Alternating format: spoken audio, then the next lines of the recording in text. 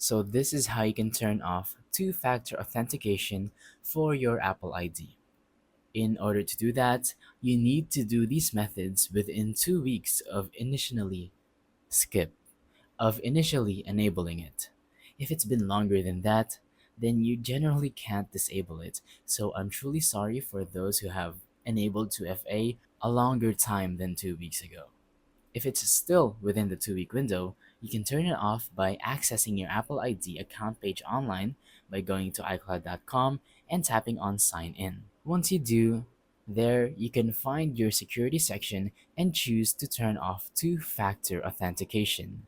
So basically, you have to access your Apple ID account page by going to this Apple ID website and signing in. You have to navigate to the security tab because it's quite easy actually to look for the security tab. There should be a button called security, and there you can find two-factor authentication.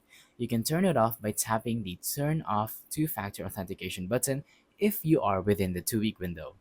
If you're not within the 2 week window and it's been longer than that, then you can't turn it off, and I'm truly sorry. So that's about it for this video. Thank you for watching. Don't forget to leave a like, subscribe, or let us know in the comments down below if you have any questions. Thank you and goodbye.